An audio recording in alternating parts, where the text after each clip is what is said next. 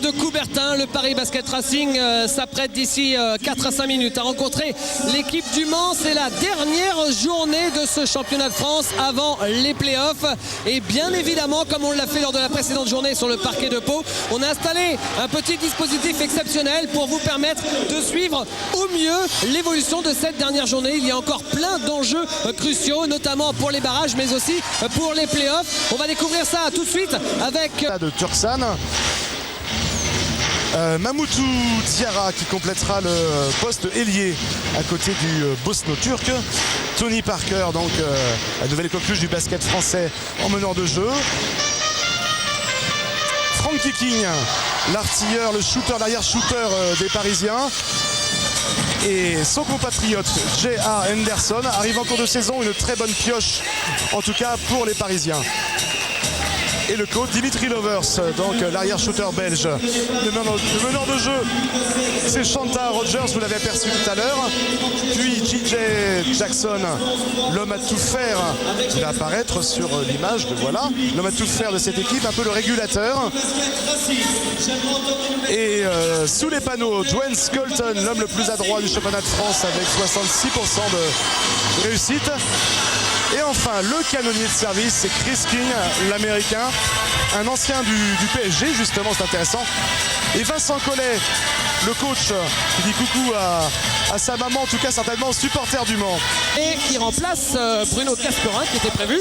Mais Bruno Gasperin, il est en train de s'affairer au dernier préparatif du Final Four de la Supro League à Bercy. À Coubertin, le Paris Basket Racing s'apprête à rencontrer Le Mans pour le compte de la dernière journée de la saison régulière du championnat de France. Ça nous promet du spectacle, forcément. Voilà les deux sacs majeurs qui sont sur le parquet. Tony Parker, Frankie King et J.A. Henderson. Et la bonne nouvelle, c'est qu'il y a beaucoup de monde ce soir.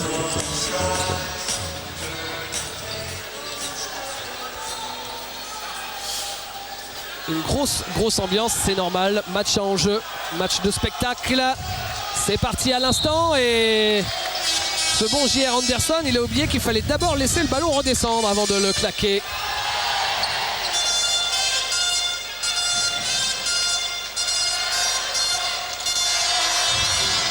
C'est parti avec Shanta Rogers, Dwayne Scolton, J.D. Jackson, Chris King. Shanta Rogers face à Tony Parker. J.D. Jackson en pénétration, il est bâché par Mirsad Turksan. Et tout de suite, la vitesse de Tony Parker qui est victime d'une faute. C'est un peu présomptueux de la part de J.D. Jackson. On a été surpris parce qu'il n'est pas parti en plus très vite en pénétration. On revoit l'image. Il a déjà du mal à se forcer le passage. Et là, Turksan évidemment ne pouvait pas laisser échapper l'occasion de faire un contre. Alors justement, là c'est Tony Parker, on peut en parler. Il nous disait ce matin qu'il y avait 20 scouts qui étaient là pour lui. Alors évidemment, ils n'ont pas traversé l'Atlantique tous pour lui. C'est parce qu'il y a justement le Final Four de la Supro League à Bercy. Mais comme tous connaissent Tony Parker, ils font d'une pierre deux coups. Oui, parce que beaucoup l'ont aperçu déjà, c'était l'an dernier lors du Nike Hoops Summit aux États-Unis où il avait été extrêmement brillant d'ailleurs. Et cette fois-ci, J.D. Jackson s'est passé. Ouais, il se rachète. Et tous l'avaient découvert, il avait dominé les meneurs de jeu américains de sa classe d'âge. Et donc évidemment, il devient un candidat potentiel à la draft même de cette saison alors qu'il est tout jeune. Il n'a que 19 ans. Mirsad Turksan. Turksan qui a passé Chris King comme qui rigole. J.R. Anderson. Et pourtant, il a bon petit shoot extérieur, Anderson. C'est curieux là, cet airball. D'ailleurs, il en grimace toujours. Il va avoir un petit peu honte de ce tir complètement raté. Allez, monsieur tout risque, assurance tout risque plutôt. Dwayne Scolton, justement, il suffit d'en parler. Il me semble que Turksan l'a touché au bras. Enfin bon.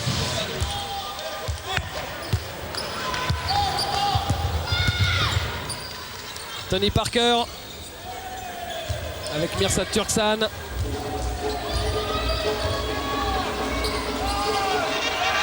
Avec Mamoutou Diarra qui ressort à 1 seconde du buzzer. C'est raté. Il fait un départ en dribble assez rapide, Diarra.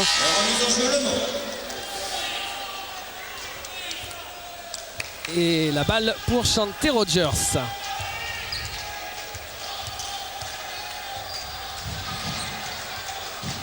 Rogers avec J.D. Jackson. J.D. Jackson, Dimitri Lowers.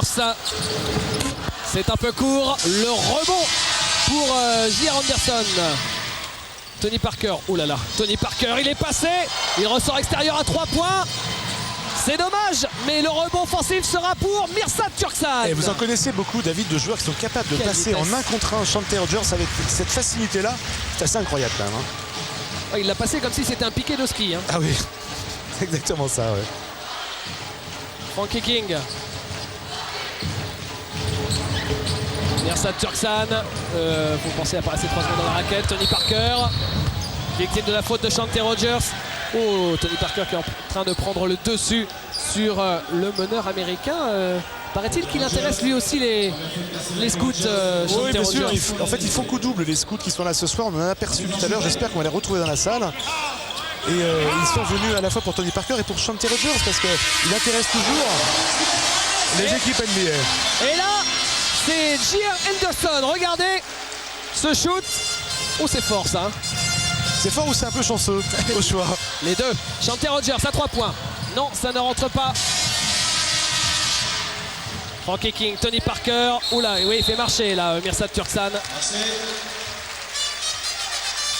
Toujours expressif, hein, Turksan. Dès qu'il y a quelque chose à raconter, on sent qu'il est prêt à en parler pendant une demi-heure.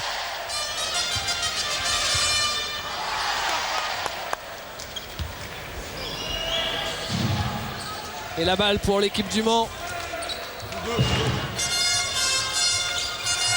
Lowers.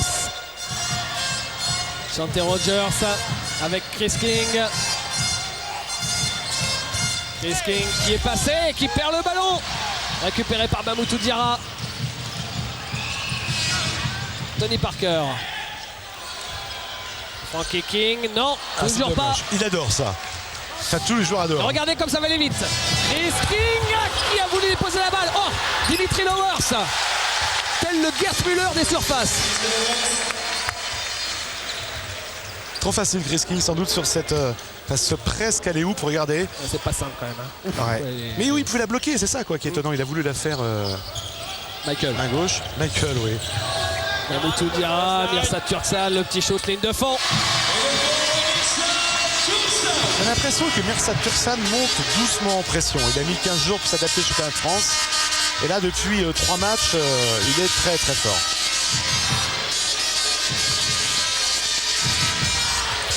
Et il va très vite aussi, le petit Belge. Hein. Alors Dimitri Lowers, lui aussi, il pourrait être drafté. Lui, il n'a pas à s'inscrire, contrairement à Tony Parker, parce qu'il est dans l'âge limite. Sa 22e année, voilà. C'est ça. Bah alors on lui en a parlé, il a dit, mais alors il y a les scouts, tout ça. Il dit, oh là là, faut pas me dire ça, parce que moi, à chaque fois qu'on m'a dit qu'il y avait des scouts, j'ai toujours fait un match de M3 raté, points. Raté. Voilà, un match raté. Mirsad Turksan qui essaye de passer en force. D'ailleurs, Lovers a un point commun avec Tony Parker, c'est que tous les deux ont participé donc, au fameux Nike Hoop Summit dont on parlait, un événement qui regroupe chaque année aux États-Unis les meilleurs joueurs américains d'une classe d'âge opposés aux meilleurs Européens plus 1 ou 2 joueurs d'autres continents. Et Dimitri Lovers a été retenu donc, dans cette équipe internationale une année, et ça c'est pas rien. Généralement, on retrouve tous ces joueurs au plus haut niveau après. Mirsad Turksan au lancer franc. Shante Rogers. J.D. Jackson. J.D. Jackson, la passe dans le dos pour Shante Rogers qui est passé. Shante Rogers. Et il marque. Regardez comme c'est fort ça aussi. Moi je suis admiratif d'un joueur comme ça. C'est au prix d'une technique invraisemblable, d'un sang-froid, etc. qu'il arrive à marquer ses paniers. Bon, 1m61 quand même, il faut quand même le rappeler. Ouais. Le plus petit joueur de l'histoire du championnat de France. Oui, parce qu'il a 1 cm de moins que Jean-Louis Tornior, qui évoluait à Jeuf, d'ailleurs avec Georges Fischer. Vous vous rappelez l'ancien entraîneur de Pau, d'Orthez. Ils jouaient ensemble à cette époque, dans les années 70.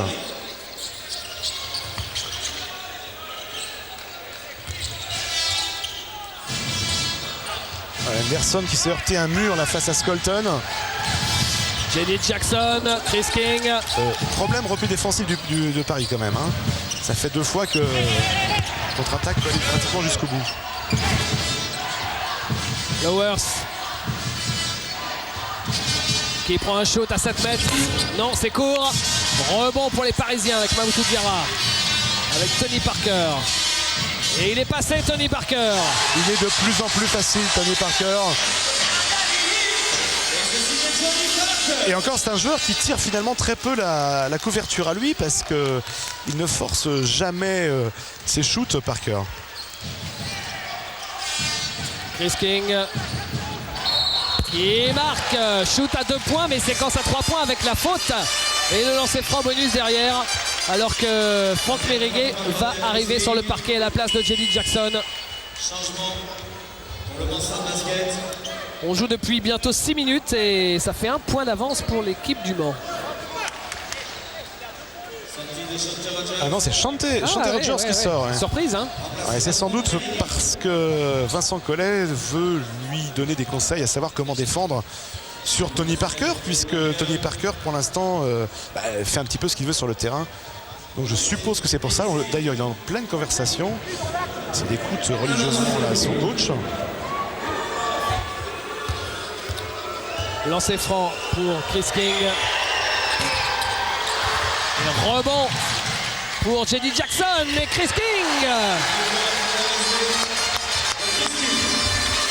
Et Vincent Collet qui, je crois, vient de demander un temps mort.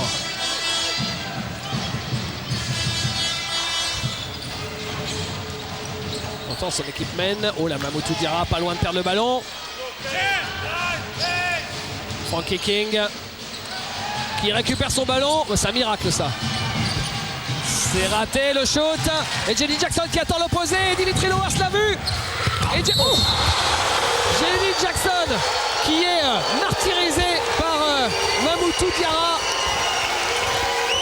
Et il n'en veut pas de Jenny Jackson, en tout cas parce qu'il est allé lui taper dans les mains. Regardez, c'est spectaculaire. Hein. En fait, il fait la feinte. Là, je te feinte le shoot. Ah oui, on n'avait pas vu que c'était quand même à hauteur des coups de genou sur l'oreille. Des oreilles, oui. Et Jenny, c'est un Canadien, et comme tous les Canadiens, c'est du solide. Dur au mal, oui. Les supporters du MSB qui ont fait le déplacement, ils sont tout en haut de Coubertin. Entre parenthèses, David, ça fait 3 contre-attaques où il y a un joueur du Mans pratiquement tout seul. Hein. Et petit problème de repli défensif du côté parisien. Et Vincent Collet qui a annulé son temps mort. Alors que Yvan Gargat était parti s'échauffer derrière les panneaux. Mirsad Turksan à 3 points, c'est Frankie King. Voilà le premier pour Frankie King. Après 2 échecs. Et il permet à Paris de revenir à 3 points. Qui permet de revenir à égalité, pardon, avec ce 3 points.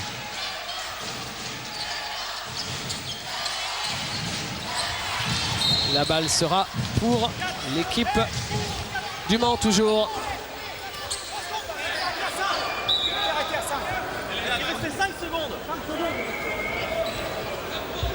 Il reste 2 secondes sur le chrono, officiellement, mais a priori, Vincent Collet, lui, demande 5 secondes. On a entendu ça sur le banc de touche du MSB.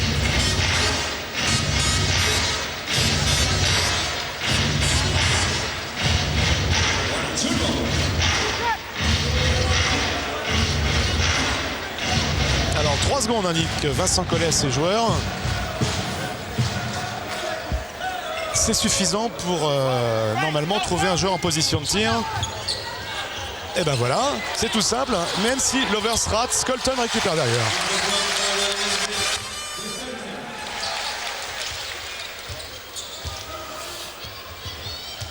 Tony Parker. Et Frankie King, c'est manqué. Dimitri Lowers.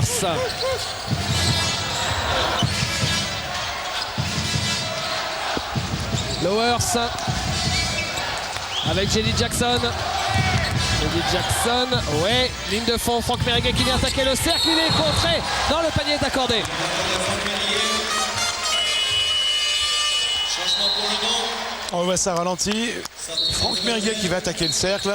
Ouais, c'est très clair. En plus, la balle avait touché, non seulement elle descendait, mais elle avait touché de toute façon la planche. Et ça, c'est pas du jeu, monsieur Turksan. 17-13, plus 4 et toujours pas de temps mort demandé, ni d'un côté ni de l'autre. Et Ivan Gargat qui vient de faire une vraie fausse arrivée. Il est revenu tout de suite s'asseoir sur le terrain. En fait, il ne pouvait pas apparemment prendre sa place. Dans le coin, 3 points, c'est Mamoutou Diarra. L'une des belles surprises de cette saison côté joueurs français. Hein. Oui, parce qu'ils ont des joueurs qu'on pourrait qualifier de rookies finalement du côté de Paris avec Diarra, mais aussi Lassana Sina par exemple. Jenny Jackson à 3 points. Et Diarra aussi bien que Sina sont tout de suite ici au niveau de la Pro A. Jenny Jackson, meilleur marqueur du match avec ses 6 points. Diarra, Mirsad Turksan, Mamoutou Diarra qui prend le shoot à 5 mètres et il a raison puisqu'il marque Mamoutou Diarra. Parce que dans le 5 actuellement sur le terrain côté Paris, c'est le joueur le moins dangereux a priori en attaque. C'est pour ça qu'on a tendance un petit peu à le laisser shooter, mais il est en 2 actions en 30 secondes, il a fait autant de sa moyenne par match, Mamoutou Diarra, puisqu'il tourne on va vous dire tout de suite, à 6,8, donc pratiquement.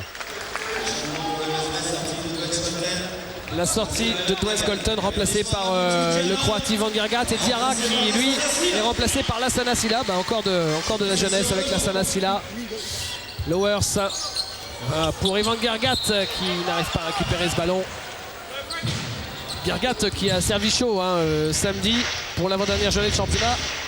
Il a mis 28 points à l'équipe de Besançon. Oui, mais amputé quand même de joueurs américains, Besançon, donc ça aide beaucoup. Ça... Mais Gargat, c'est un cas intéressant, c'est un joueur qui peut, alors qu'on voit là l'excellente réussite côté Le Mans, 53%. Gargat, c'est un joueur qui sur des séquences est vraiment très très fort. Lassana Sila qui perd le ballon et Jenny Jackson au dunk. On vous le disait, contre-attaque du Mans, pas de repli défensif côté Paris, ça continue. Hein. Peut-être qu'il joue un peu goal volant là-dessus, J.D. Jackson. Hein. Il part avant le shoot. Ouais, il était en jeu. Hein. Ouais, il était en jeu.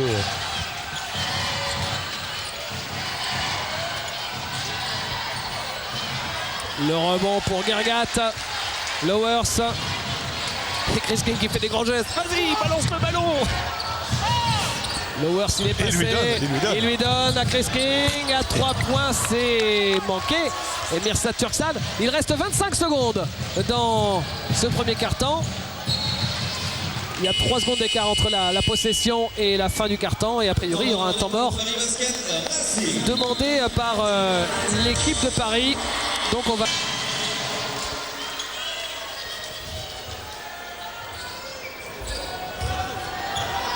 Possession pour le Paris Basket Racing.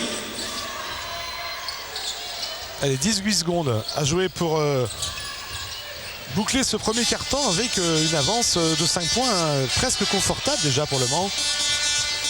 Frankie King en pénétration qui ressort.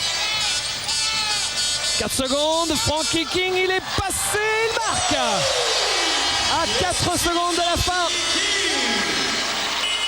Et c'est fini pour ce premier quart-temps qui s'achève sur le score de 22-17 en faveur du MSB sur la dernière action de Frankie King, très aérien, vous le voyez.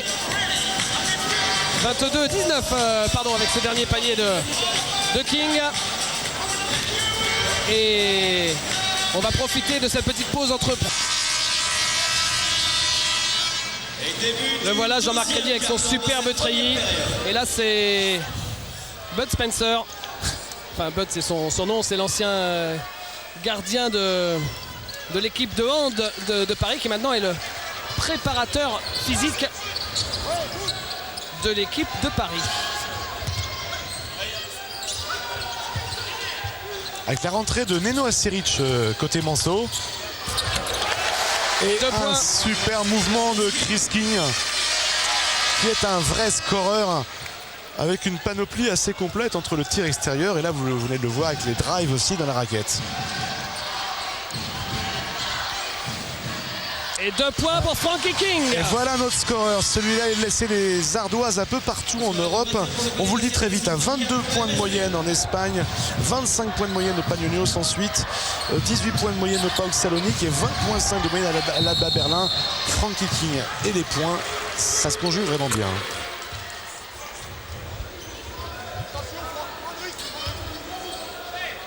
Oh, Tony Parker est venu s'écraser sur Ivan Gergat. Il est sanctionné d'une faute. Tony Parker.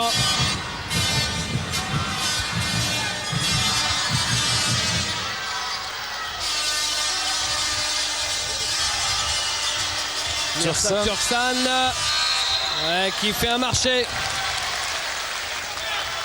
Il n'est pas encore flamboyant, Turksan. Enfin, 4 points, 3 rebonds, 2 passes décisives, c'est pas mal quand même sur un carton. Gergat avec Aseric, victime d'une faute.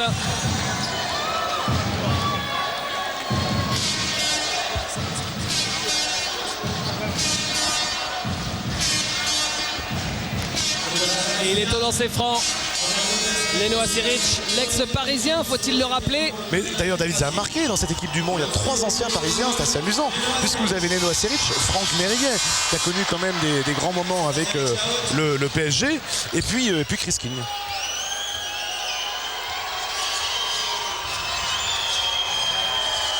Leno Aseric au lancer.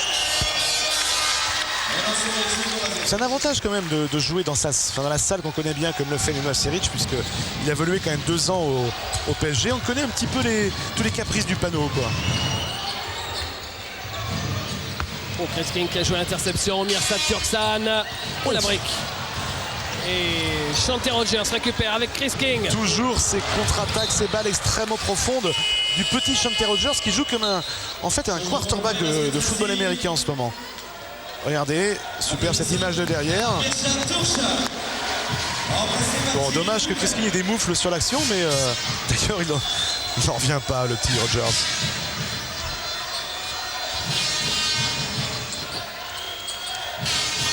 Frankie King avec J.R. Anderson.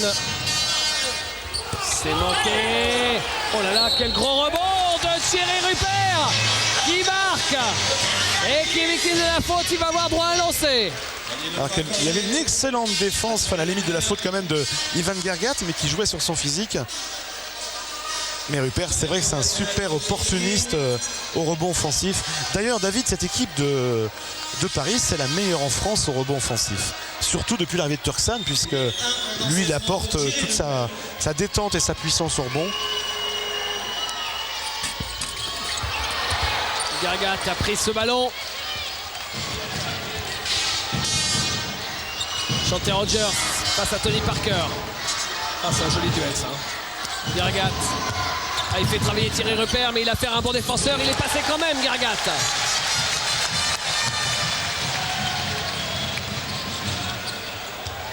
Tony Parker. J.R. Anderson. Ah, il peut shooter à 3 points plutôt que de donner une passe dans les tribunes à je ne sais pas qui.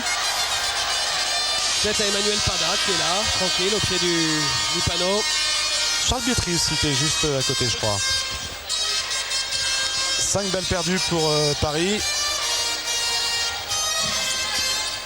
Chris King qui prend le shot. Oh la airball. Il y a du déchet des deux côtés, Didier. C'est vrai, il y avait un bon pourcentage de réussite au tir, en tout cas côté Le Mans au début de ce match. Et Gergat sur la tête de Thierry Rupert. La belle passe, regardez le Chris King. Oui, Thierry ne peut pas tout faire. C'est pourtant un formidable contreur, mais... J.R. Anderson. Qui force un petit peu. Mais de toute façon, il joue contre nature dans cette équipe, J.R. Anderson. Parce que normalement, c'est un joueur qui joue 3-4. Donc il joue ailier, voire ailier rebondeur. Mais là, il utilisait complètement poste 5. Et donc il joue dos au panneau, ce qu'il n'aime pas particulièrement faire. Ah, on voit à l'écran les 2 hommes, les 2 scouts de NBA qui sont venus à regarder l'évolution de Tony Parker. Ils ont compris là que s'intéresser à eux de très près. Tony Parker et aussi de Chanté Rogers. Oui, on les reconnaît, hein, c'est des grosses bagues et un petit bloc-notes pour prendre les notes. Try to pass, take the pass, okay? Take the position. If they're front, you come up like this.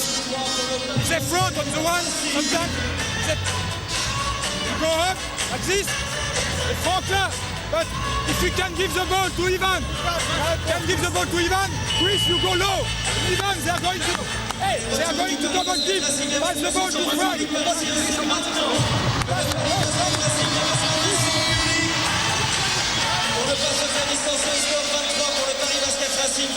Retour de Chanté Rogers et de ses coéquipiers. Il a mis que 2 points seulement, Chanté Rogers, pour l'instant. Il n'a pas non plus tenté énormément de choses, c'est vrai, puisqu'il n'a tenté que 2 shoots.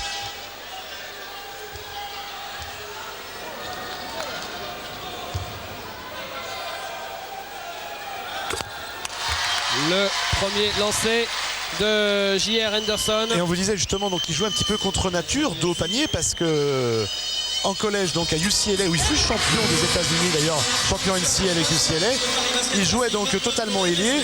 Et lorsqu'il a joué en NBA à Vancouver, il jouait carrément au poste 3.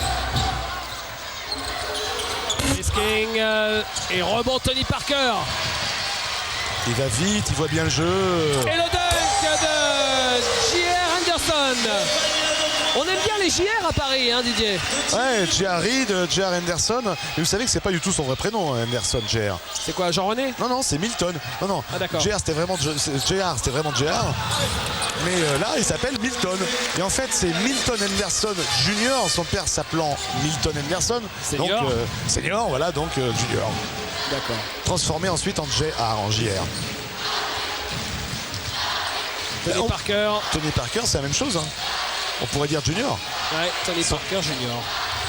Son papa étant passé par championnat de France. Et de Certains Belgique. d'entre vous s'en souviennent. Sacré scoreur d'ailleurs. Et là, il est aux États-Unis, le papa de Tony, avec son petit frère à Tony. Il a un petit frère qui s'appelle Terence, qui a 17 ans, qui joue en high school et qui jouera à l'université l'année prochaine. A priori, l'université d'Illinois. Ouais, et en équipe de France cadet aussi, hein, parce qu'il est très bon. Oh, Aseric était dur. Neno Aseric. C'était très dur.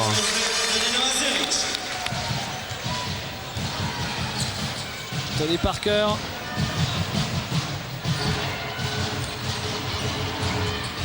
Thierry Rupert. Tony Parker, c'est mon à l'envers là. Et Frankie King à 3 points, non. Rebond Tony Parker encore. Mais il peut shooter devant Chanté Rogers parce qu'il est beaucoup plus grand. Oh, c'est superbe encore le mouvement qu'il vient de faire. Ah ouais, sauf que J.R. Henderson ce soir, il a un peu les mains carrées. Il est quand même à 2 sur 8 au shoot. Et Franck Meriguet. Mais il a pris un gros risque. Il l'a senti parce qu'il a vu Henderson au sol lorsqu'il tentait sa claquette, enfin son tir en claquette. Et il a eu quelques blessures cette saison, Franck Meriguet. Ça lui tout à coup, comme lorsqu'on a un accident, on y pense tout à coup, on dit c'est pas possible. Ouais, la sale saison pour Franck qui revient bien, faut croire, puisque à Besançon, contre Besançon samedi, enfin vous me direz, c'est vrai, là encore, c'est pas une énorme équipe, mais quand même, il a passé 20 points au BBC. Au niveau des rebonds, c'est kiff-kiff. Oui, et justement, c'est une très bonne performance pour Le Mans, parce qu'on vous le disait tout à l'heure, les Parisiens, ce sont des sacrés clients au rebond. Thierry Zig, c'est raté. La faute sera pour Chris King qui a essayé d'écarter Thierry Rupert du cercle. Alors, je regarde mes petites fiches. Voilà, Paris est premier rebond offensif avec 13 prises en moyenne, c'est quand même énorme, hein. Ils sont 3e au total rebond avec plus de 36 rebonds. En moyenne, tout ceci bien sûr. Thierry Zig avec Thierry Rupert qui se retourne et il est passé, Thierry Rupert. Il était un peu moins bien ces derniers temps, nous disait Ron Stewart aujourd'hui à l'entraînement. Et là, il revient bien, Thierry. Ah, c'est difficile ce que vient de faire Frankie King. Tenter de voler un ballon à Chanté Rogers, c'est extrêmement difficile vu le centre de gravité du bonhomme. Tiens, qui se débarrasse de son bandeau, ce qui est assez rare.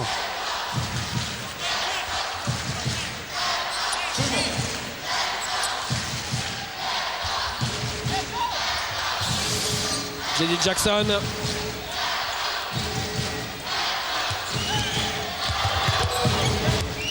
J.D. Jackson, il reste 8 secondes sur la possession. Et la faute, c'est celle de Thierry Zig. La balle, toujours pour le MSB. Première faute personnelle pour Zig. Deuxième faute collective pour le Paris Basket Racing. Noah Seric. J.D. Jackson. Chante Rogers. Chante Rogers, c'était pour Gargat. Oh, il a réussi à capter le ballon, Gargat, mais il manque le shot. Frankie King. Frankie King. Oh, Thierry Zig, victime de la faute de J.D. Jackson. En fait, si on dit J.D. Jackson, il faudrait dire J.R. Reid. Ou alors il faut dire J.D. Jackson pour dire J.R. Reid. Bien sûr, hein. Ce choix. L'essentiel, il faut que tout le monde comprenne. Voilà, donc vous comprenez Jackson et Anderson. Allez, temps mort. On écoute alors qu'il reste moins de 4 minutes avant la mi-temps.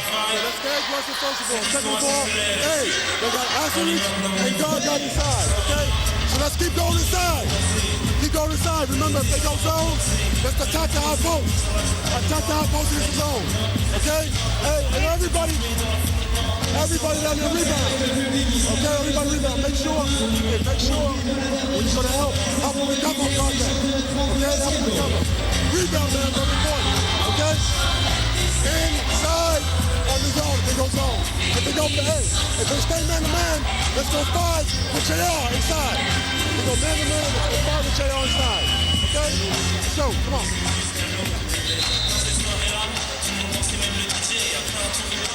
Retour des deux équipes sur le parquet de Coubertin pour aborder cette Frankie King et ses superbes tatouages. 3,55 à jouer le score. De retour sur le parquet, on a les deux rois du championnat, les deux Kings, face à face.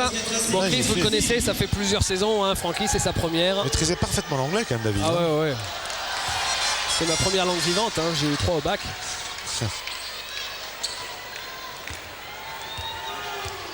Thierry Zig, qui a annoncé il y a quelques semaines à Basket Info qu'il ne serait plus parisien la saison prochaine. Pas content de son temps de jeu. Frankie King, le voilà, avec Thierry Zig justement.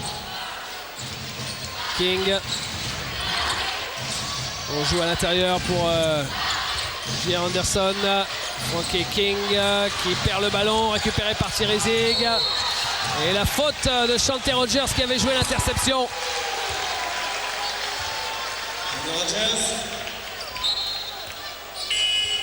Et ça nous fait tout drôle de le voir sans bandeau, hein, quand même, Chante Rogers. Je sais pas pourquoi il a jeté tout à l'heure. Le changement pour le MSB, sortie de Chante Rogers. Parce qu'il a l'habitude de jouer depuis une éternité avec un bandeau sur le front. Il va justement sortir un peu le petit lutin Manceau.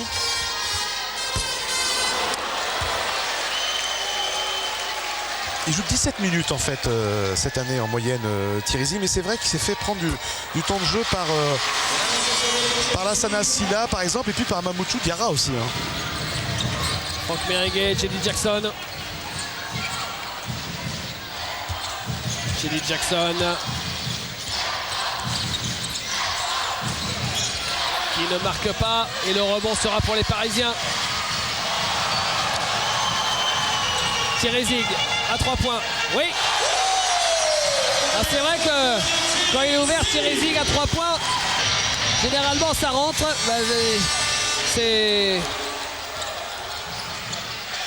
Il s'en est même fait un petit peu une petite spécialité. Hein. Il shoot de plus en plus à 3 points depuis quelques temps. Quelques saisons. C'est vrai qu'il a tendance à se cantonner aussi dans ce rôle. Gargat, ouais, pour J.D. Jackson, l'opportuniste qui passe les lignes de fond. Il y a un excellent jeu de passe de la part des intérieurs Manceau.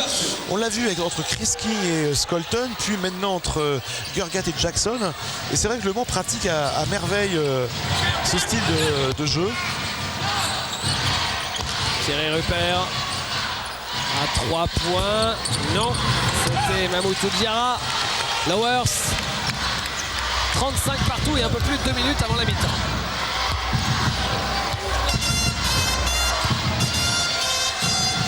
Jenny Jackson. Ouf. Passage en force de Jenny Jackson sur Thierry Zig. C'est physique entre les deux joueurs, hein. Depuis que les deux sont face à face sur le terrain, rappelez-vous les deux premières actions, il y a eu une faute de chaque côté. Tout à l'heure, Jackson est allé jouer aussi physique contre Zig. À croire qu'il y aurait une petite histoire entre eux, ou alors on se trompe peut-être complètement.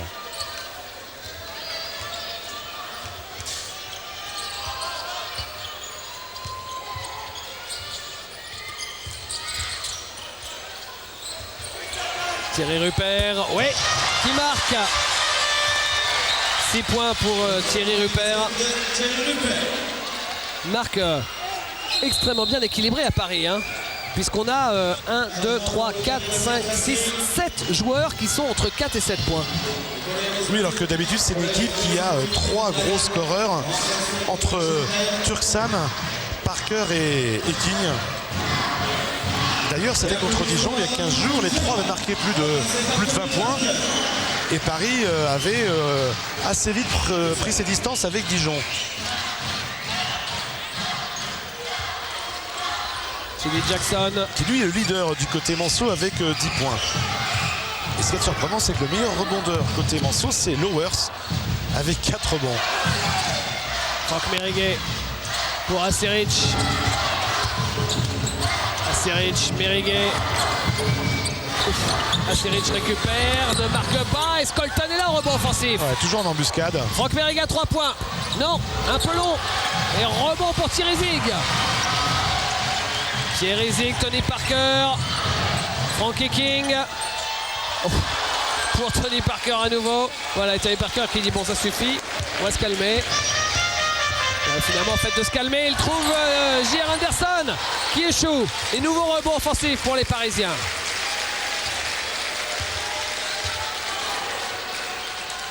« 45 secondes à jouer.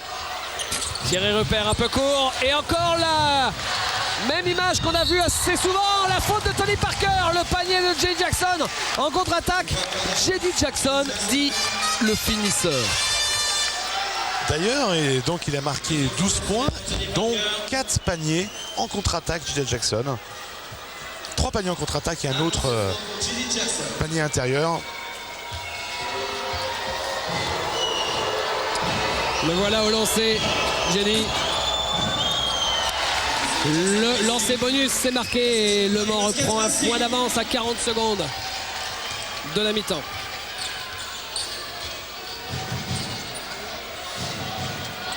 Frankie King.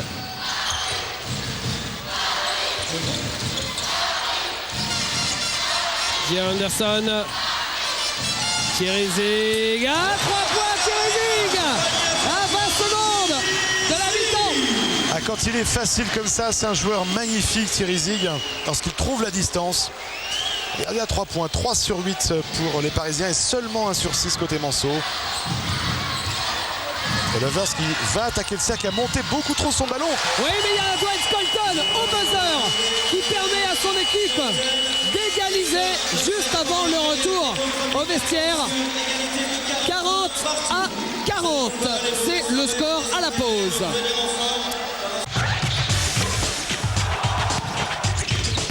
Le basket sur Pathé Sport, ça se déguste avec Justin Bridou. Il faut le voir pour le croire.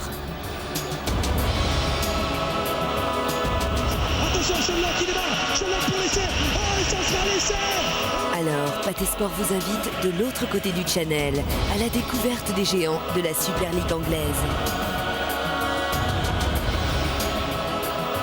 Leeds Saint-Helens, 9e journée de la Super League anglaise, aujourd'hui à 11h sur Pathé Sport.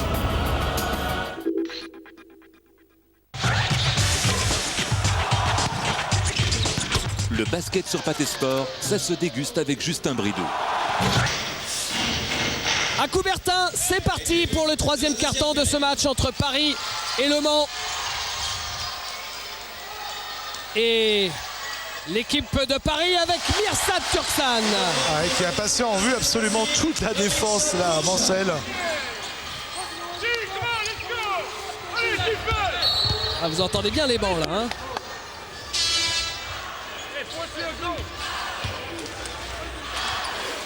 Ron Stewart Allez, comment? Chris King. Lino Aseric. Lino Aseric à 3 points.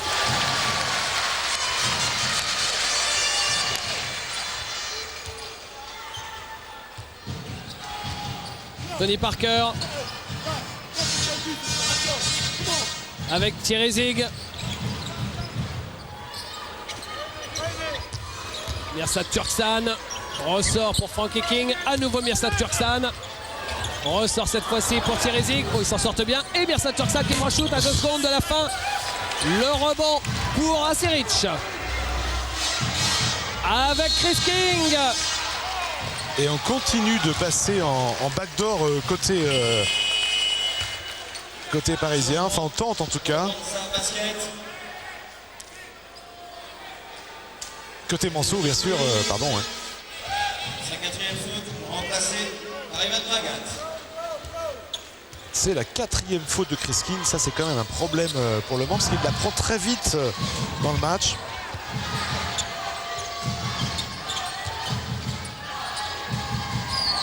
Thierry Zig, cette fois-ci c'est manqué. Et Jackson toujours très actif qui rajoute un rebond à une ligne de stats assez complète. Hein. 13 points, 4 fautes provoquées, 2 rebonds et une seule balle perdue. Lino Aseric. Gergat qui marque. Quel match de la part du Croate. 8 points, 3 rebonds pour l'instant pour l'ancien du Cibona Zagreb.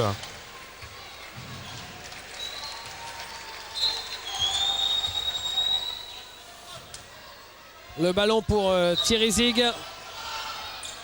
Avec Tony Parker. Et vous savez quoi, David? Shante Rogers a récupéré un nouveau bandeau. Ah. Il est sans doute prêt à revenir en jeu. C'est ça qui devait le gêner. Voilà.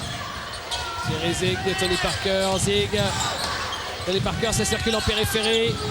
En pénétration, il y a du monde. Il ressort pour Frankie King qui marque à 3 points. Le voilà, le bandeau de Shante. Et 10 points pour Frankie King qui devient le meilleur marqueur côté parisien. Ah, il est à l'aise ce soir, Gergat. Il est vraiment très très bon. Et lui aussi, il atteint la barre des 10 points. Thierry Zig. C'est-à-dire qu'il a un gros physique, hein, ce Gergat. 2m10, une grosse envergure. Tony Parker. Thierry Zig.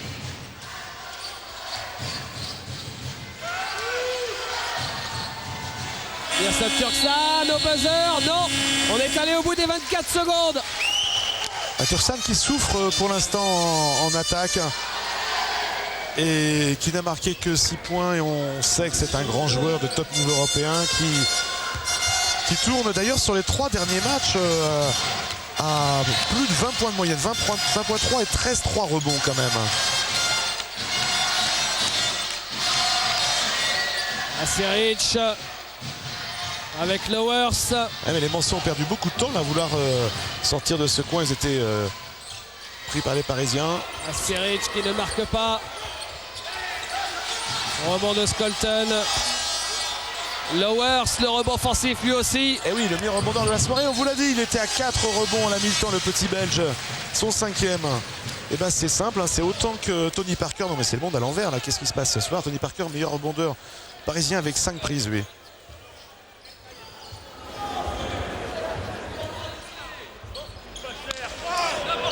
Et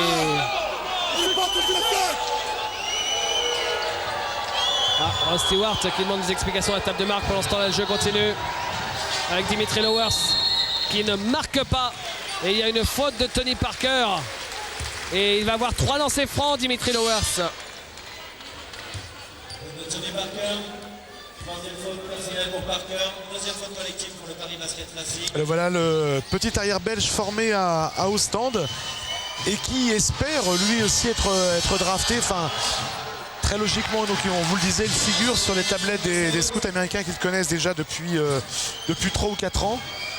Et s'il est drafté, de toute façon, ce sera au second tour, pas question de premier tour pour lui. même si la draft s'internationalise de plus en plus, puisque le numéro 1 prévu, c'est le fameux chinois Yao Ming. Vous savez, ce géant que vous avez vu aux Jeux Olympiques de 2,26 m et qui a l'air aussi doué que Shaquille O'Neal, tout simplement, même s'il n'a pas le physique. La puissance, tout du moins. Il a des mains, en tout cas, vachement plus impressionnantes que Shaquille O'Neal. Ah bon? C'est possible? Ouais. Non, mais des mains dans le sens basket. Oui. Dextérité, si ah vous voulez, d'accord, David. d'accord. Je pensais que c'était des mains avec des doigts de 28 cm. Aseric avec Lowers. Gergat qui perd le ballon. Tony Parker. J.R. Anderson, la faute de Neno Aseric. Ouais, on a l'impression qu'il avait contré un peu le bras, Aseric. On reverra ça au ralenti. La première faute pour le combattant des parquets. C'est vraiment un joueur qu'on retrouve toujours prêt. Ouais, il a tapé apparemment la main plus que le ballon. Enfin. Tony Parker, remplacé par David Lesmond. Première faute personnelle pour Aseric, deuxième faute collective. Et rentrée en jeu de David Lesmond qu'on n'avait pas encore vu jusqu'ici côté parisien. Avec Anderson au lancer franc. D'ailleurs, on vous l'a dit tout à l'heure, il avait joué à UCLA Anderson, il était champion NCA. Et qui lui a succédé à UCLA? Eh ben, c'est Jérôme Moïseau. C'est pas formidable ça? Votre sujet de tout à l'heure, David. C'est lui qui a pris la place de J.R. Anderson. Ils se sont juste croisés, ils ne se sont pas vus à UCLA. Ils se connaissent certainement très bien puisque les joueurs américains reviennent chaque été dans leur université. Gergat, non. Rebond Anderson. Thierry Zig avec Frankie King. David Lesmond. Alors je m'inquiète du fait que Chanter Rogers ne soit toujours pas revenu en jeu. C'est quand même très curieux puisqu'il joue pratiquement tout le match d'habitude et joue 38 minutes de jeu en moyenne. Et là ça fait donc les 6 minutes du début du quart-temps plus les 2 dernières minutes, ça fait 8 minutes que Rogers n'est pas rentré. C'est pas dans l'habitude de Vincent Collet de le laisser aussi longtemps sur le banc de touche. Gergat. Gergat oui, qui marque. Il n'a personne pour le tenir, Gergat. Et le sien, on vous l'a dit, il n'y a pas de vrai poste 5 côté parisien. Vous avez vu notre célèbre père de rugby à 13, nos deux commentateurs, Rodolphe Pires et Louis Bonnery, qui en plein play-off de championnat de France de rugby à 13 ont trouvé une petite pause pour venir voir les Parisiens face au Mans. Et là, c'est une faute, annonce Monsieur Peunier.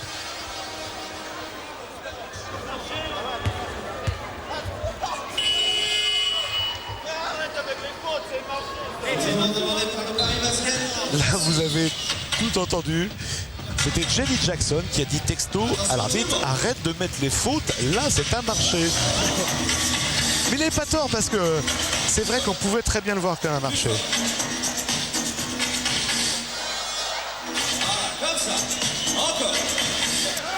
On écoute Vincent Collet. Sur corps, on commence avec Ivan là. Ouais, tu fais l'écran, on prend son temps. Tu peux descendre carrément pour bouger, ok? En défense, il y a cet écran là. Il y a cet écran. Essaye de passer au-dessus, ok? En mieux. You go up, the middle. Et après, quand ils font ça, le joueur ici doit être prêt à sortir, ok? À l'opposé. Soyez presque en match-up après. Vous feintez sur le poste haut, c'est Lesmond. Vincent Collet qui ne le sait évidemment pas pour l'instant, mais avec, bon c'est pas fini, hein, mais avec Strasbourg mené de 10 points sur son parquet, et ben c'est un grand pas en avant vers l'Euroleague. Mais il le sait, David, je viens de lui dire, je lui ai dit tout à l'heure à la mi-temps, Vincent Collet. Ah bon? Ah oui, évidemment, il s'est précipité vers moi et il se doutait qu'on avait le résultat. Il m'a dit alors, qu'est-ce qui se passe à Strasbourg? Ah d'accord. Et ça fait du bruit hein, sur le banc Monceau. Hein. Quand ils ont su que Strasbourg était mené. Turksan. Alors ça donne quoi alors pour l'équipe du Mans en considérant que Pau gagne, Didier? Est-ce qu'il faut qu'eux aussi ils gagnent de toute façon? Est-ce qu'ils peuvent se permettre de perdre? Le Mans? Oui. À Le Mans, s'ils perdent, ils sont 3e si Strasbourg est battu à Dijon. Voilà. Ils sont troisième de toute façon. De toute façon, ils sont troisième au plus mal. C'est-à-dire que en fait, si Strasbourg perd, Le Mans, ils peuvent très bien perdre ce match. Voilà. Et bon, sauf si Pau devait perdre, mais ils ne perdront pas Besançon. Voilà, a priori. la seule chance d'être deuxième, c'était que Pau perde face à Besançon. Mais enfin, ça semble extrêmement difficile. Ah, c'est quand même un peu embêtant quand on est obligé de faire central pour suivre une dernière journée de basket. Leno Aseric à 3 points, Leno. Eh oui, c'était ses paniers pendant 2 saisons.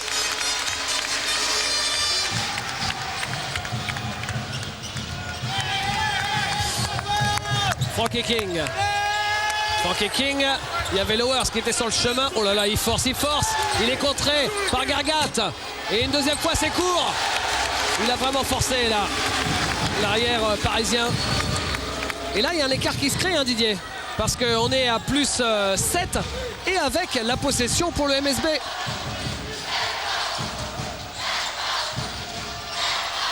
À 3 points. Oh, Lowers. Pas un shoot facile celui-là quand même. Hein. Thierry Zig. Et c'est vrai qu'il n'y a que 3 tirs réussis à 3 points pour Le Mans pour l'instant, 3 sur 9. Oh, bon, Mirsad Turksan, victime d'une faute. En tout cas, Gargat, il est en ce moment sur tous les ballons. Regardez, Turksan qui prend le rebond offensif. Et Gargat qui est là pour le bâcher. Même si c'est Dwayne Skelton qui fait la faute. Lancé franc pour Mirsad Turksan. 48.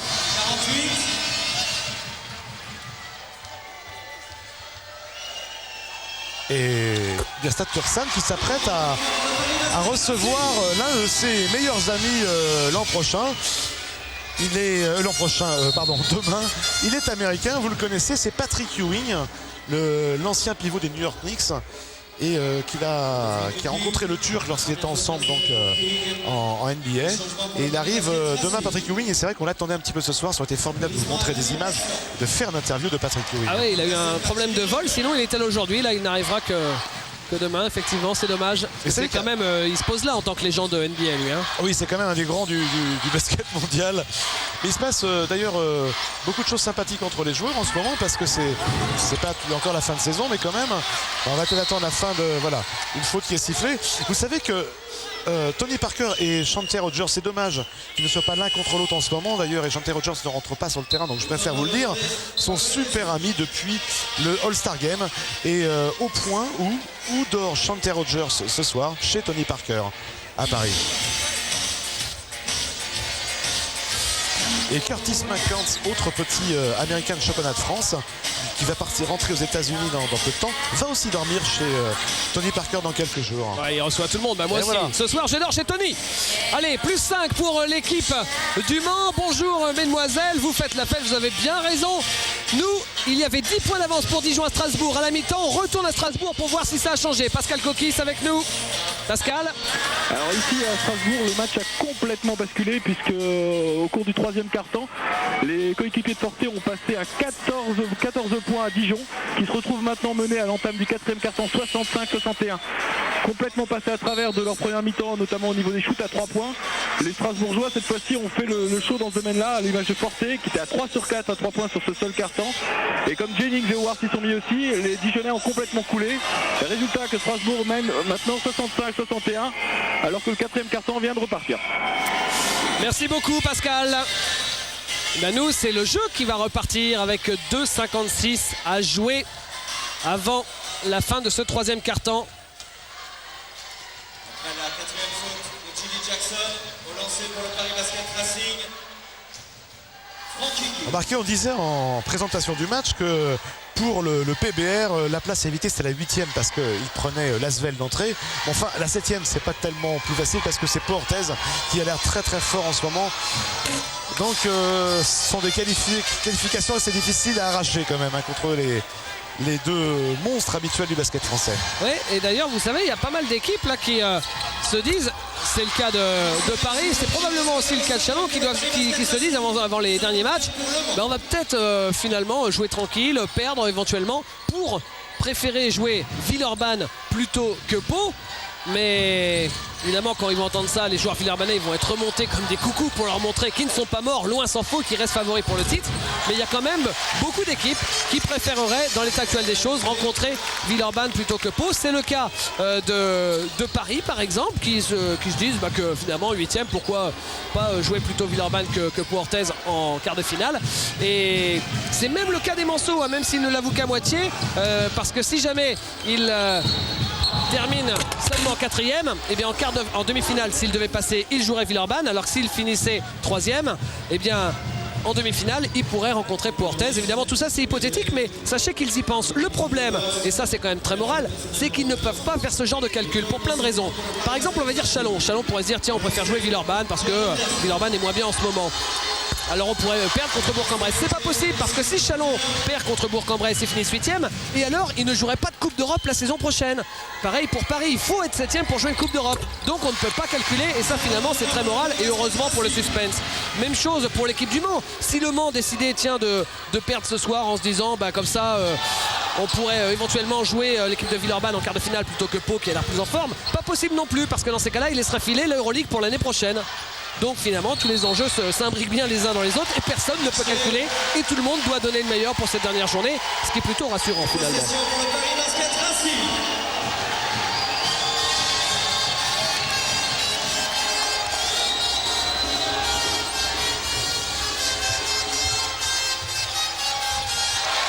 Avec un petit événement, c'est le retour sur le banc, le voilà, et même maintenant sur le terrain, de Chanté Rogers qui revient à 1 minute 49 de la fin de ce troisième quart-temps.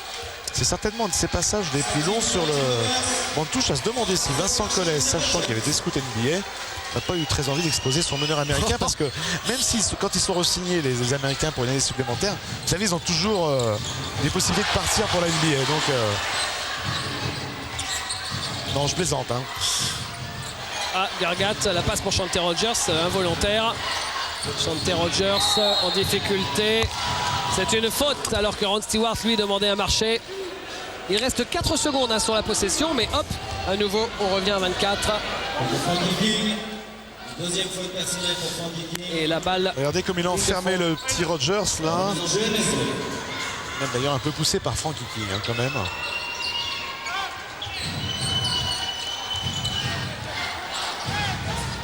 Chanté Rogers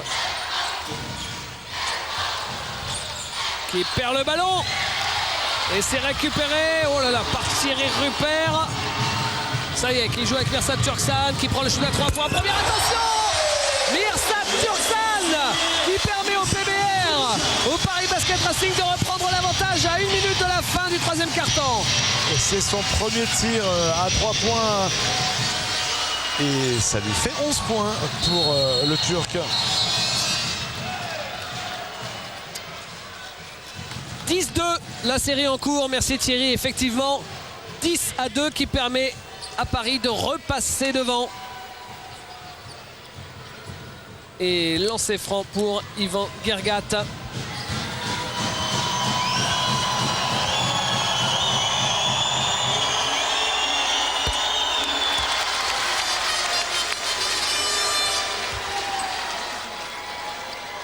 Alors Ron Stewart qui parle à Frankie King. Et lancer franc pour le Croate. 1 sur 2. Et cette balle qui sera pour l'équipe de Paris.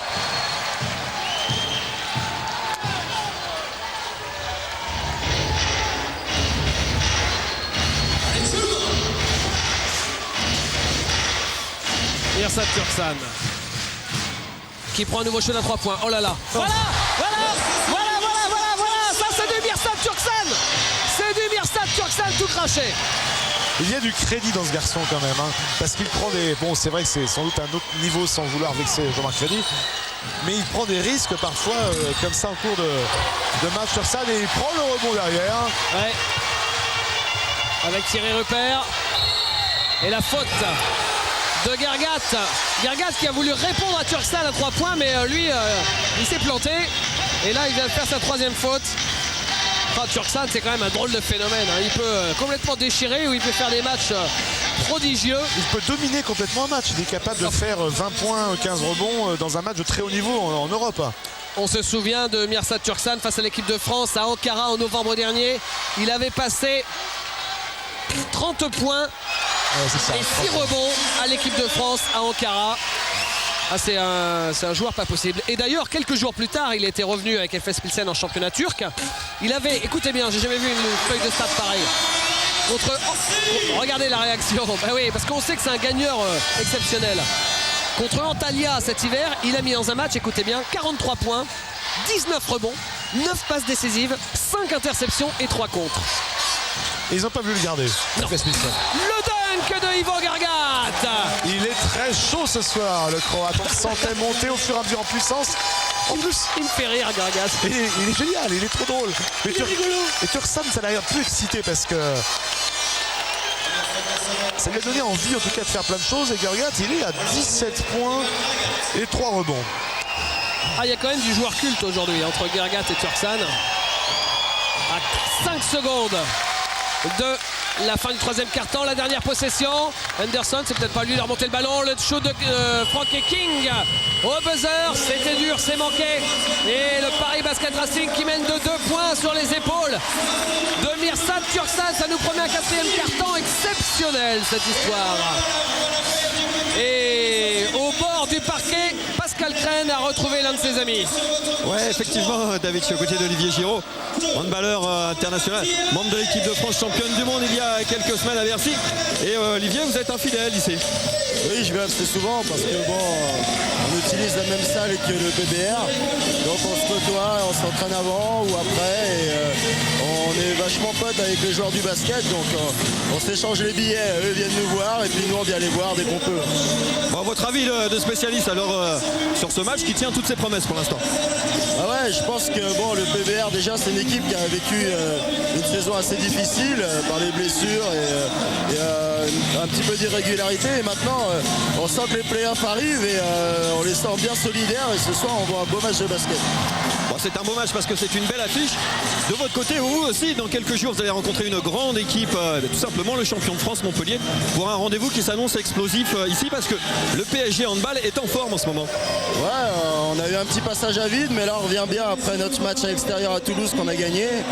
Et là on va jouer Montpellier, et, ils sont à un point et pour nous c'est un match important parce que battre Montpellier c'est s'assurer une place en Coupe d'Europe l'année prochaine, donc on va essayer de ne pas passer à côté de ce rendez-vous. Bonne fin de match Olivier et à très bientôt. Merci. Voilà David, c'est à vous. Merci Pascal. Mais Pascal, dites-moi, c'est qui va être champion? Alors c'est Chambéry finalement, ils vont y arriver ou pas? Oui, ça va être Chambéry. Ah bon, d'accord. Retour des deux équipes sur le parquet. Et le Carrégé nous informe, Didier, que Pau Orthez mène de 40 points sur le parquet de Besançon. Donc Pau Orthez, mais ça c'était une formalité, verrouille sa deuxième place. C'est, on va dire, quasi officiel. Et de son côté, l'équipe de Châlons, on va y aller dans quelques temps, l'équipe de Châlons mène tranquillement face à l'équipe de Bourg-en-Bresse. Donc les équipes qui avaient des contrats faciles, entre guillemets toujours, sans que ce soit insultant pour les adversaires, les équipes qui avaient des matchs a priori quand même bien abordables, eh bien remplissent le contrat ce soir. Allez, Gargat, il est chaud, il a envie de continuer à briller. Chris King, c'est manqué. Rebond Mirsad Turksan qui dit dites-moi monsieur Peunier, là il y a Ivan Gargat qui m'a mis une claque sur le bras. Ouais, surtout qu'ils peuvent très bien discuter ensemble parce qu'ils parlent tous les deux serbo-croate, puisque n'oublions pas que Mirsad Turksan s'appelait avant Jahovic et né à Novi Pazar en Yougoslavie. Tony Parker, ouais, qui était resté très discret après un excellent début de match. Regardez, il assure Tony Parker, 100% partout sur sa ligne de shoot et de lancer franc. 6 points, mais vous rajoutez ses 5 rebonds et ses 4 passes. Bien sûr, mais il joue sobre, très sobre ce soir.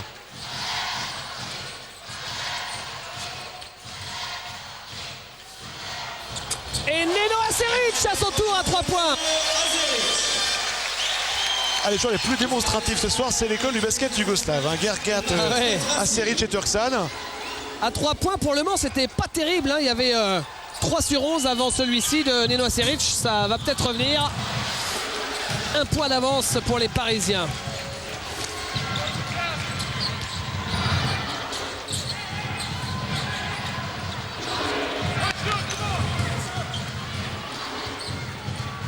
Chanté Rogers. Chanté Rogers qui profite de l'écran de Chris King pour marquer. Et Rogers, c'est seulement son deuxième panier, Didier. Voilà, hein. c'est seulement son deuxième panier. Bon, il n'a pas beaucoup shooté non plus puisqu'il a tenté 4 tirs. Mais en fait, on s'attendait à un duel flamboyant entre Parker et Rogers et tous les deux la jouent dans un registre beaucoup plus collectif et beaucoup plus sobre. Donc. Et Henderson qui se réveille un petit peu. Les deux Américains du PBR ce soir, c'est pas ça. 4 sur 11 au tir pour Henderson et 4 sur 13 pour Frankie King. Chanté Rogers à 3 points. Bon, il va rattraper d'un coup tout le temps qu'il a passé sur le banc de touche. Vous allez voir. Et Le Mans qui repasse devant. Plus de 68-66. Surtout David, oui, je vous coupe, mais ce qu'on reprochait les scouts NBA et Chanté Rogers, c'est ça, c'est son tir à 3 points, c'est le fait qu'il n'était pas très fiable en tir extérieur finalement. Et Mirsad Turksan qui lui aussi est passé. Comment ça me plaire ce match là. Turksan 16 points. Hein. Deuxième marqueur du match derrière Gurgat comme vous le voyez. Et voilà le Chanté Rogers, oh là là ça devient fou ce match. Rebond de Mirsad Turksan. Oh il est lancé Turksan. La vitesse de Frankie King. Il marque avec la faute. Le lancer bonus. Un petit café pour la route et Paris qui va pouvoir reprendre l'avantage sur ce lancer franc. Et tournant demandé par le MSP. 70-68, oui. Ce sera pour 3 points d'avance et non pas 1 point puisque le panier vient d'être crédité à la table de marque. 70-68, 7 minutes à jouer, temps mort. Et nous, comme Paris mène, on va voir si Paris peut éventuellement prendre la 7e place ou si Chalon remplit bien son contrat. Sur place, Julien Rapin, Chalon. Julien. Oui David, ça me paraît mal parti pour Paris car Chalon fait une démonstration dans cette deuxième mi-temps où il mène 80-55 avec un Robert Goulias à 22 points et Drazen Tomic qui en est à 16 points alors qu'il n'a pas joué pratiquement dans la première mi-temps. Les Bressans ont presque jeté l'éponge et les Chalonnais déroulent. Voilà. D'accord, merci beaucoup Julien, on vous retrouvera à la fin du match juste pour l'officialisation de la victoire de Chalon. Donc Chalon qui remplit son contrat pour aussi, on verra pour les 2 matchs suivants avec les barrages, Le Havre-Évreux et puis surtout le big match Strasbourg qui reçoit Dijon, un match à suspense.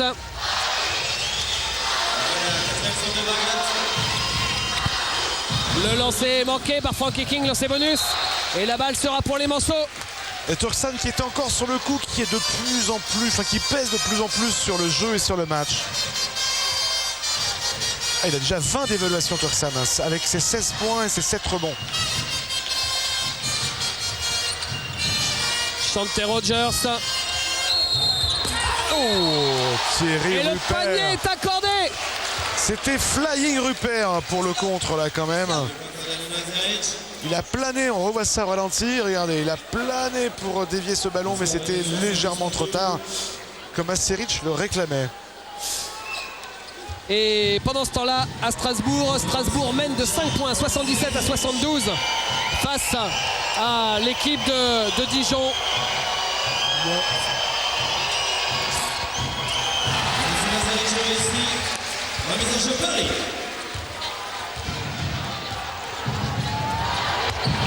Tony Parker face à Chanté Rogers.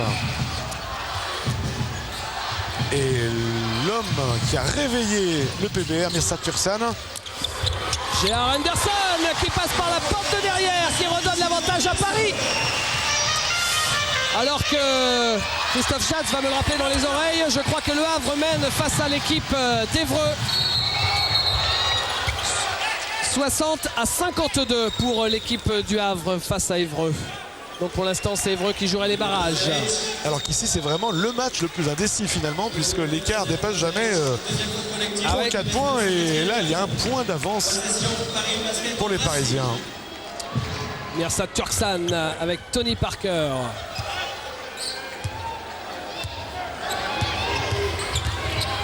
Tony Parker.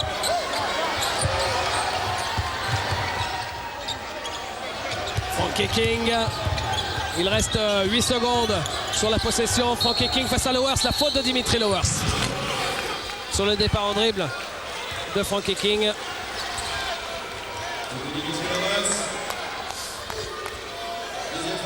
Turksan, il était quand même, Didier, à 4 points à la mi-temps. Il a 16 maintenant. Hein. Ça veut dire qu'il a marqué, vous l'avez compris, 12 points en quasiment 12 minutes de présence sur le parquet. Frankie King. Avec Jar Anderson. Ouais, qui marque. Et lui aussi, il s'y met, lui aussi il s'y met. 6 points à la mi-temps, il a 18 points. Lui aussi, il a marqué 12 points. 24 points pour ces deux joueurs dans la deuxième mi-temps. Chante Rogers, Lowers. Le public qui crie défense. Chris King, le petit shoot dans l'extension à 3 mètres. Ah, il est très fort dans ce genre de compartiment, Chris King. Mais on l'a très peu vu, puisqu'il n'est qu'à 8 points alors que c'est le meilleur marqueur. Et même le 6e scoreur de la Pro A, Chris King, avec 18,7 par match. Tony Parker, il est à 7 mètres. Non, c'est manqué. Chris King a pris le rebond. Chante Rogers. Et on va entrer dans les 5 dernières minutes de cette partie. Ça y est, on y est. Chante Rogers. Il est tout seul, Chris King à 3 points. Il s'approche, il est stoppé par Thierry Rupert. En plein vol, la faute de Thierry Rupert. Et 2 lancers à venir pour Chris King.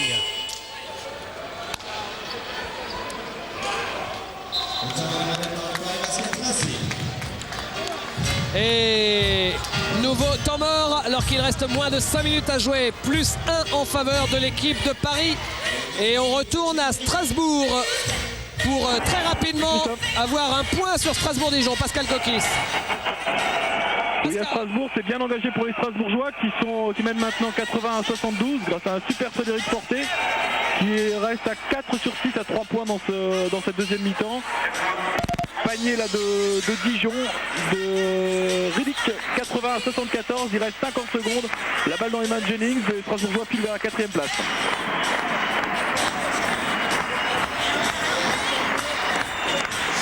Merci beaucoup.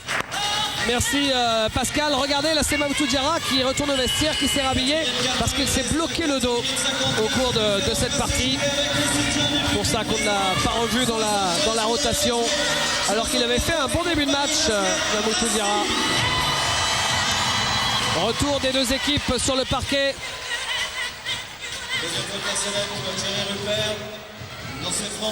Et Chris King au lancer.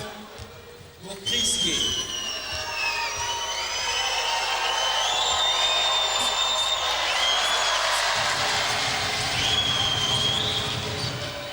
Chris King qui a fini au pied du podium des MVP de la saison selon le vote du journal L'Équipe, le scrutin des journalistes. De même que Chante Rogers d'ailleurs, alors que c'était deux joueurs qui auraient pu y prétendre. Hein. Mais bon, tout à fait, ouais. Le podium, on le rappelle, c'est Jennings en 1 selon les journalistes, Bill Edwards en 2 et Curtis McCants en 3. Moi j'aurais bien vu Chante Rogers en 3 à la place de Curtis McCants, mais bon, c'est le vote de tous les journalistes. Et la balle qui est récupérée par Tony Parker. D'ailleurs, on a vu un truc culte, hein. C'était hier dans l'équipe, il y avait le décompte total de toutes les voix.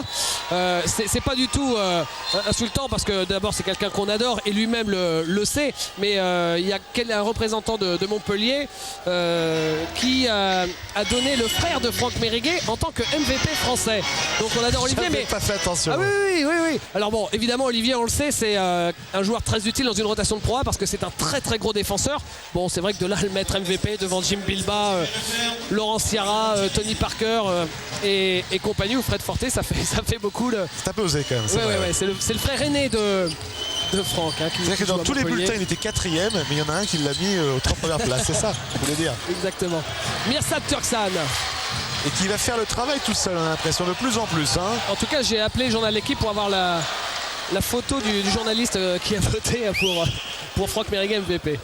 Non, Olivier. Oui, Olivier, Olivier, pardon, oh là là. C'est Franck qui va être furieux. Mirsad Turksan. Tony Parker avec Frankie King. Frankie King, Mirsad Turksan. C'est court. Rebond Neno Aseric qui lui aussi fait un gros match. Aseric. Il est à 15 points et 3 rebonds. Et interception alors que Lowers s'est fait subtiliser le ballon. Et Frankie King. Oh là là, on siffle plus rien là des deux côtés. Des deux côtés, on ne siffle plus rien. Et Rogers qui avait joué justement le passage en force de Frankie King. Lowers, il est tout seul à 3 points. Il marque à 3 points. Il s'était pas embêté à revenir vu qu'il avait fini par terre. Il se reposait depuis un quart d'heure là. Il avait monté le réchaud à gaz et la table de camping. Et derrière, il a fait ouh, je veux la balle. Et effectivement, il a posé les pieds dans le béton. Et 3 points. Et ça fait 3 points d'avance pour l'équipe du Mans avec ce shoot de Lowers. À 3 minutes de la fin. Henderson. Frankie King. Le petit shoot. Il est manqué le petit shoot. Et c'est Chris King qui a pris le rebond. Shanty Rogers. Oui, c'est le Mans là qui est en train de prendre l'ascendant. C'est une possession très importante. Une possession pour prendre 5 ou 6 points d'avance du côté du MSB. On sait que le MSB est capable de venir gagner ici. Eux qui se sont allés gagner à Strasbourg il y a 10 jours. Là, c'est la faute de Tony Parker. Quelle fin de saison pour le Mans qui reste sur 6 victoires consécutives. Eux qui avaient commencé la saison par 7 victoires de suite, s'ils gagnent ce soir, ils feront comme en début de saison, 7 victoires, pareil.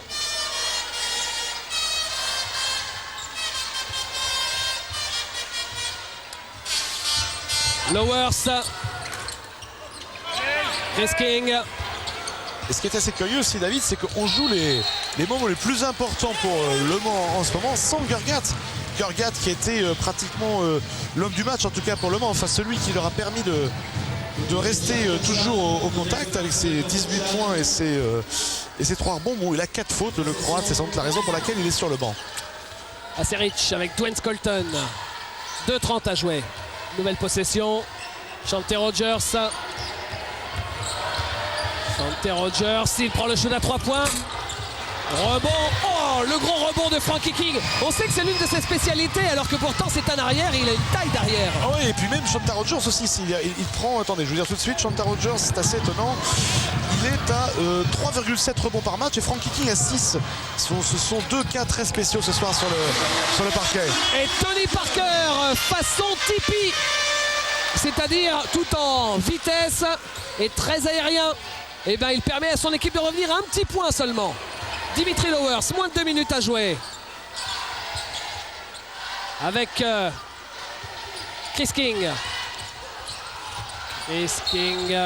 Et la balle qui sera pour l'équipe de Paris. C'est ça, je crois. Il me semble, on verra. Quoi qu'il en soit, c'est un temps mort. Là, on va peut-être écouter ce qui se passe sur le banc parce qu'il reste 1:40 à jouer. Et il y a un point d'écart. On retrouvera nos envoyés spéciaux après ce match. Allez, on écoute. At the high post, the guard that is playing the guy that gets the basketball, come down and double. Don't double, come down and help. Okay? If you're the guy that gets the guy the ball here, come down and double so they got the one-on-one by himself. Okay? On offense, I want to go 5. I want inside the JR. Okay, the JR. If you don't have it on the first pop out, go all the way through. Go all the way through. Okay, but I want the ball inside. Get foul. Foul. Okay? Ron Stewart qu'on vient de voir, ça ne doit pas être simple à gérer pour Ron Didier cette fin de saison. S'il a lu la presse, comme tout le monde a dû lire la presse, puisque il paraît que Louis Nicolas n'est pas satisfait de cette saison et qu'il aurait déjà contacté Michel Gomez. Vous imaginez, pour Ron Stewart, ça ne doit pas être simple de vivre de façon sereine cette fin de saison. Et on parle même de Laurent Sierra pour revenir. Et pour Tony Parker, c'était pas non plus très agréable. Ouais. Pas facile de gérer une fin de saison. Oh là là, il est allé chercher un chemin incroyable, Mirsad Turksan. Et voilà, comprenez le bonhomme. Regardez. Il est à 18 points, 8 rebonds. Chris King. Lui aussi, il sait qu'il y a des scouts NBA. Ils le connaissent parce qu'il a déjà joué là-bas, mais il veut leur montrer qu'il vaut mieux que ce qu'il a fait en NBA parce que ça a été un échec à New York et... Non, Mirsad Turksan, à New York et à Milwaukee. Mais il n'a pas été utilisé finalement, quoi. Très peu en tout cas. Même s'il avait demandé à Jeff Van Gundy, je ne sais pas si vous vous rappelez cette anecdote assez extraordinaire, de le mettre dans le 5 major et que JT Benning jouerait beaucoup mieux. Mais il a peut-être pas tort hein, finalement, on n'a jamais su. Oui. Enfin, Van Gundy lui a dit si moi je te mets dans le 5 major, je perds ma place. Donc c'est réglé. L'équipe de Paris avec Tony Parker. Et il s'est jeté Shanté Rogers, mais c'est sauvé par Mirsad Turksan qui ressort. Au buzzer, non. C'est trop tard au bout de la possession. Il pouvait tuer le match sur ce tir Thierry, puisqu'il y aurait 4 points d'avance pour les Parisiens. Il n'y en a qu'un et Le Mans a toujours sa chance. Lowers qui sort.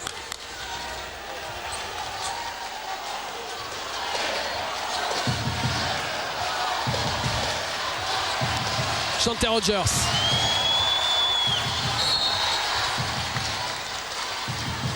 Et la faute de Thierry Zig.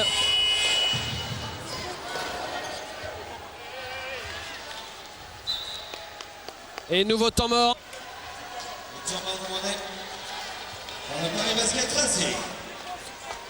78 à 77. Il y a 35 secondes à jouer. 35 secondes à jouer, un point d'avance. Allez, on va aller du côté du Mans.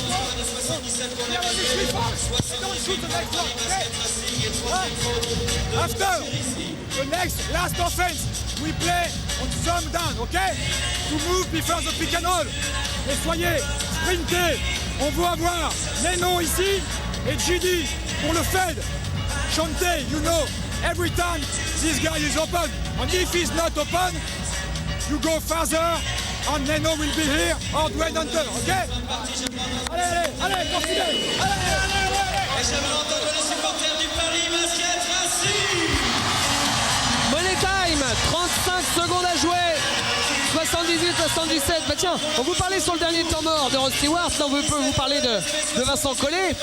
Vous savez que pour sa toute première année en tant qu'entraîneur principal d'une équipe de Pro A, eh bien, elle a l'occasion, c'est quand même énorme, de faire mieux que son mentor Alain Weiss, qui avait réussi à obtenir la 4e place en 97 avec le MSB. Dès sa première année, il peut faire mieux, il peut prendre peut-être la 3e place, on verra ça. Et ce sera même la meilleure perte de l'histoire du MSB depuis que la Ligue existe. Hein. Oui, enfin depuis tout simplement les titres de champion de France du SCM, puisqu'il s'appelait auparavant donc le SCM. Et ils avaient terminé, je crois, 2e en 82. Le Mans, et depuis donc ils sont même descendus en Pro B, et c'est vrai que d'ailleurs Le Mans en général est un club qui est en train de remonter de façon régulière et très construite les marches du basket français. Il reste 28 secondes, David. Ouais, avec ce ballon pour Frankie King. Égalité à 78 partout, et Frankie King qui va au bout. Il est passé tout en vitesse. Frankie King à 20 secondes de la fin. La dernière possession du match, puisqu'il reste 15 secondes pour Shanté Rogers. Shanté Rogers, alors son équipe est menée de 2 points. Ils veulent prendre un tir à 3 points, c'est celui de Neno Aseric. Oh, Neno Aseric, incroyable, mais c'est pas fini, Didier. Il reste 7 secondes. Frankie King. Coup sifflé de Bruno Peunier. Il y a un pied. 2 secondes à jouer. L'équipe du Mans mène 2 points avec ce shoot incroyable de Neno Aseric que Yvan Bedenez vous remontre tout de suite. 2 secondes pour marquer un panier à 2 points s'imposer. C'est Turksan, non, c'est manqué. Et Le Mans s'impose d'1 point grâce à un shoot extraordinaire de Neno Aseric.